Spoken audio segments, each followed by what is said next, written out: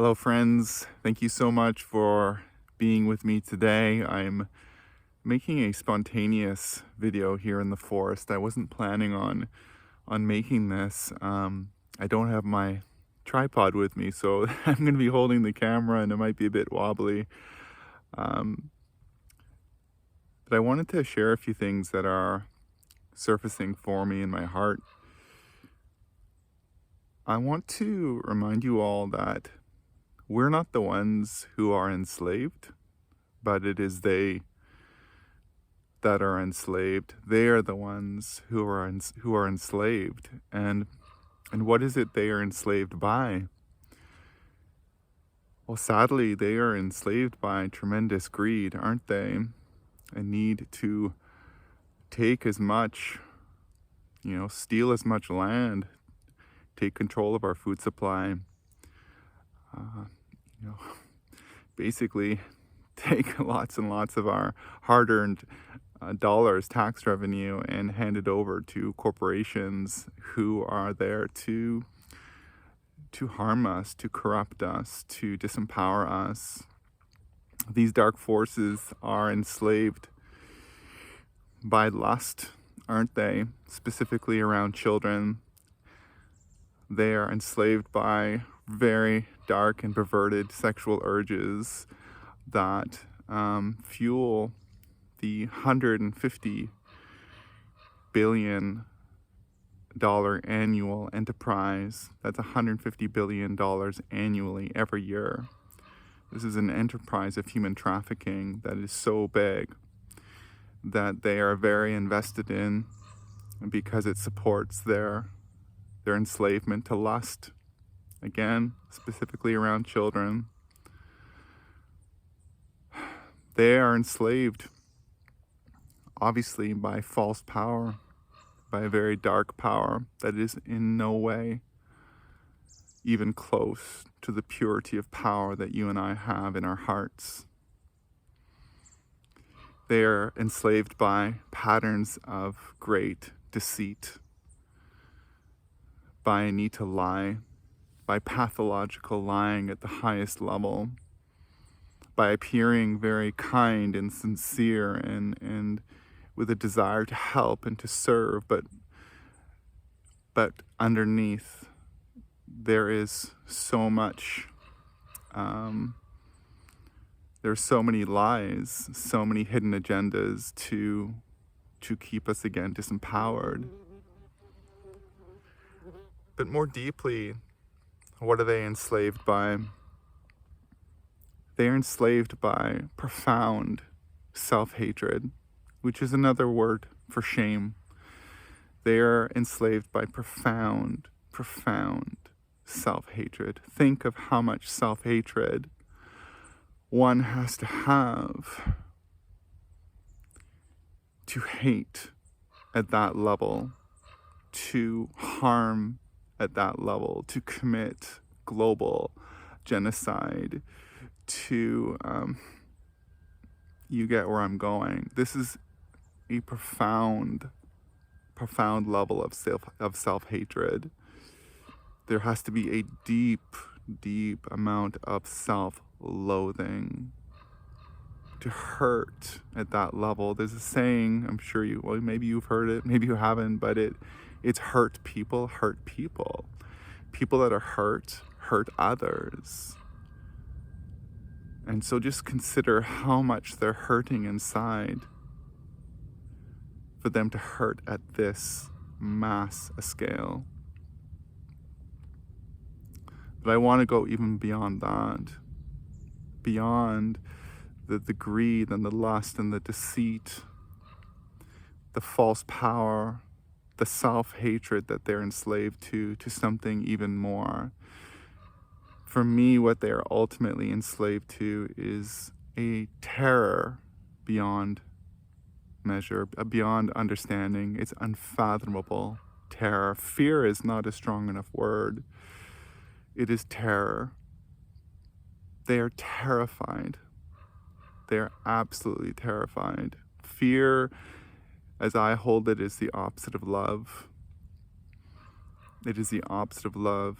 Just like darkness is the opposite of light, terror is the opposite of love. They're absolutely terrified. They're so afraid that they have to take at this level. And what I mean by take is they have to be parasitic in their need to steal as much as they can from others, not just land, not just food, not just money, but what they're ultimately trying to do is to feed the emptiness inside. They want your fear and your power, and that is what they feed off of.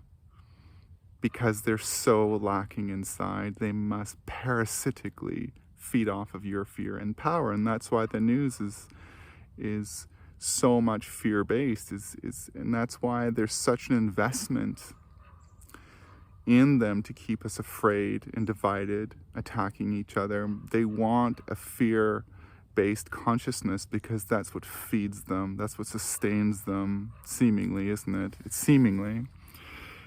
So they're enslaved. They are far more enslaved than we are, and it's really important to remember that. It's so easy to feel like they have the upper hand. It's so easy to be afraid of what's going on in the world. It's so easy to think that we're moving closer and closer to being completely enslaved in their totalitarian digital dictatorship project. And we are moving towards it, but honestly, it's not going to happen. It will not. And so you do not need to be afraid. They cannot win. They cannot win. But here's where else I want to go with you, and that is, remember that their power, which again is false power, is but a drop compared to our power, our true power, which is based in love, which is based in compassion, which is based in goodness. It is a power that individually and collectively, if we truly own, they have absolutely no possibility of enslaving. Darkness cannot enslave light.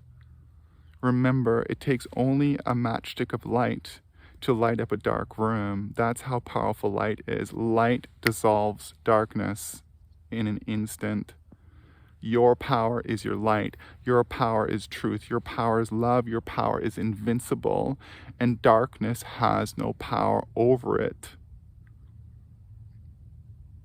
So remember that their power is false. Not only are they limited in numbers, relatively, compared to the billions of us, but their power is false and deeply limiting compared to the truth and the love and the light that we are. Remember that. Remember that individually and collectively we are a force, and there are too many cosmic rays coming in. There's too much going on in terms of a higher divine plan to stop our collective awakening. They cannot stop it.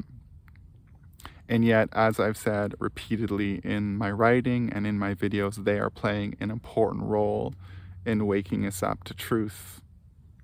They're waking us up to truth by showing us what's not true. They're waking us up to love by showing us fear. That is what they're doing. They're playing a really important role in helping us see the lies that we've been living for a long time, the false safety and the false security that we've been living in for a long time. As strange and paradoxical as it seems, they are really playing an important role in this collective rebirth that we are in. The other thing I want to say that ties into this is that when you no longer fear them, you do not give your power away to them. When you stop judging them, it means you stop fearing them. When you judge them, you fear them. When you judge them, you're projecting your fear onto them, and that's actually what they want. They want you to judge them. They want you to condemn them.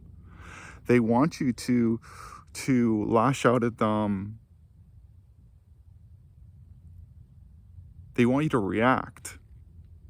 They want you to be reactionary. But that's just projection. You're projecting, you're projecting, you're projecting. And you're adding to the consciousness of fear. And when you add to the consciousness of fear, you add to the illusion. You deviate from what's true and real and eternal in your heart.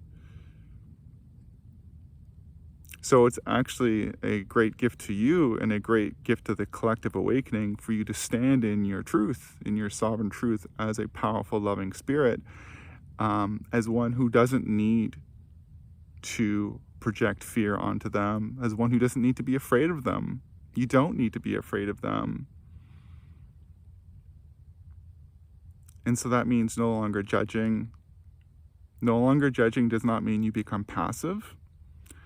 No longer judging does not mean that you don't take a stand. You don't speak out. I'm speaking out right now. It doesn't mean you don't name the intolerable. It doesn't mean that you put down your sword of light, your sword of truth.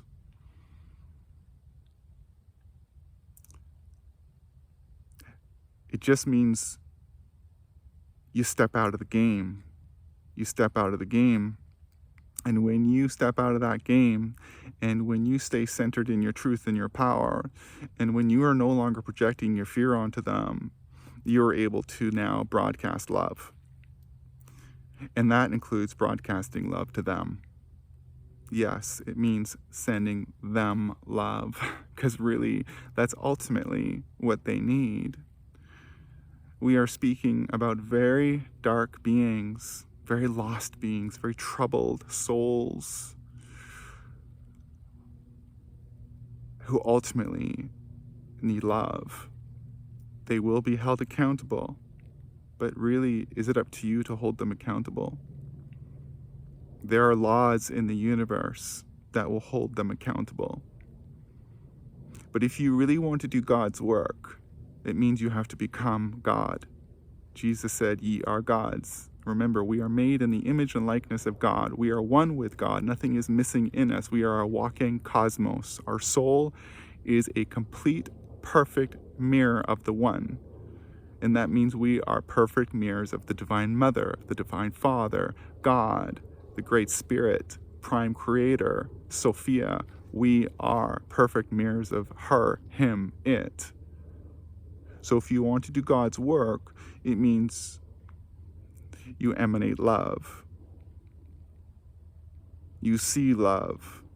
You see truth.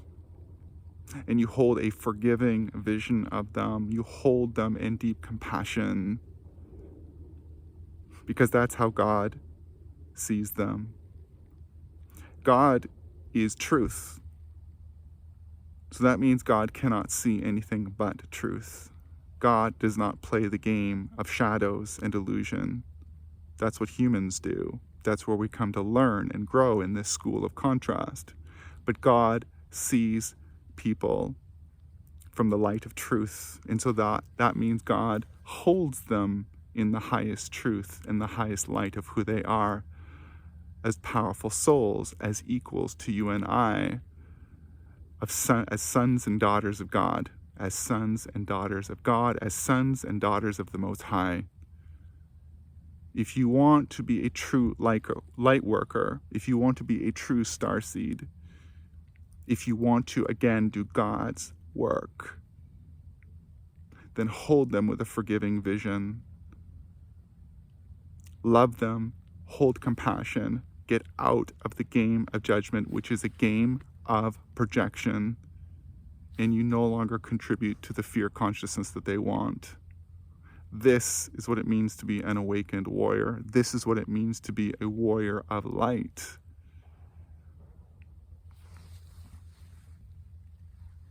I'm hoping this makes sense to you.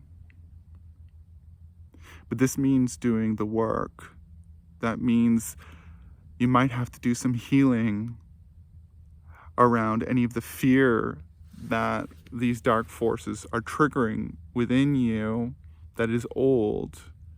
It could be fears and shame imprints, old programming from childhood trauma, from being indoctrinated in the school system through religious systems, old fears and traumas, old programming from past lives, unprocessed intergenerational trauma.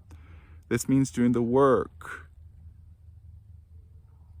of healing these shadow imprints so you do not project those shadows onto them and you don't contribute to the growing shadows on the planet. This is our radical self-responsibility. This is our responsibility now as awakening beings to do the work of transmuting these painful memories, these painful imprints that are not actually in any way who we are. If you have an imprint that says, a belief that says you are not worthy, that is not actually the truth of who you are. That is actually heresy, because you are absolutely worthy. If you have an imprint in you, a belief that says you are not good enough, that true is completely false. That is also heretical, because you are more than enough. You are God. So what's happening right now in this storm is that a lot of the unprocessed stuff in our shadows are getting activated. And that's a good thing, because it's coming to the surface of our consciousness, and in that we can begin to see it more clearly. We don't identify with it as much, and we can take responsibility for it through some form of healing work, either through our own spiritual practices, or by working with some kind of practitioner, or by working with some spirit guides that we feel a strong connection with, ascended masters, etc. But this is the work, everyone, right now. And these dark forces are helping to activate that. In other words, they're helping us to not be enslaved to our own painful past, our own dogma, our own the heretical imprints, the lies within ourselves, the fear within us. It is time. This is a great cleansing. This is a great purification that we are in. This is the end of a long, long dream, a dream of normal. This is the end of a long, long sleepy period where we have been in a victim-perpetrator consciousness. It is time to leave that dream. It is time to claim our power and shine our light. But as the light gets brighter, so too do the shadows. And the light is getting brighter on the planet, but the shadows are also getting darker. And so there's a polarization of consciousness that is occurring on this planet. As truth becomes stronger and we are awakening to truth, what comes is a greater recognition of the amount of lies.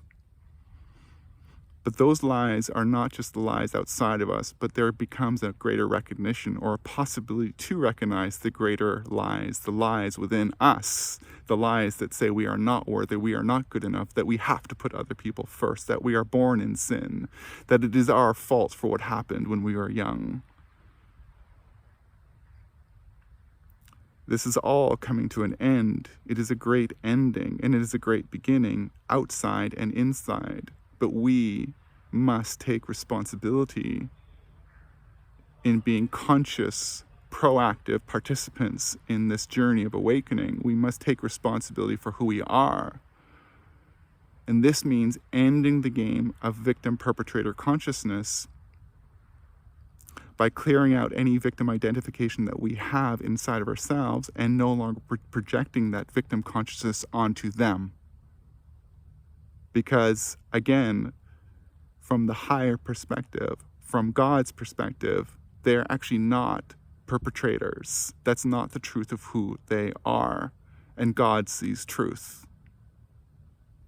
You can see truth in them. You can see the light they are, to the degree that you own the truth of who you are.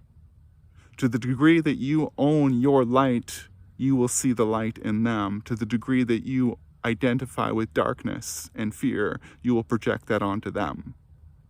So this is the end of this dream that we are in right now. This is the great rebirth that we are in, but there is no rebirth. There's no birthing without a great death. There is no great beginning without a great ending. So this is our time, everyone, and this is my summoning to you. So if you want support, with your journey of healing and empowerment, as you might know, I lead online healing and activation ceremonies for people around the world. Tomorrow, which is Saturday, the 20th at 3 p.m. Pacific, I'm leading an online healing and activation ceremony with the hummingbird. I work with spirit animals and other fields of consciousness. I work with ascended masters. I work with all kinds of forces, starlight. But tomorrow is called Hummingbird Angel Wings, and you're welcome to join, and I'll put a link in the description. And a reminder, you, even if you cannot attend these ceremonies on Zoom, you can still receive the healing and activation in full. Even if you're not on Zoom, they are 75 minutes long and 77 Canadian, which is about 60-something American. And on the 28th, Sunday the 28th at noon, I'm working with the Archangelic Sapphire Ray, and the ceremony is called Sapphire Ray of Hope. Sapphire Ray of Hope, healing and activation. I'll put that link in the description as well. So thank you, and if you enjoyed this video, please share, like, leave your comments, subscribe, click notifications, and thank you for listening to me, and take good care of your heart, take good care of your soul, take good care, period. Much love.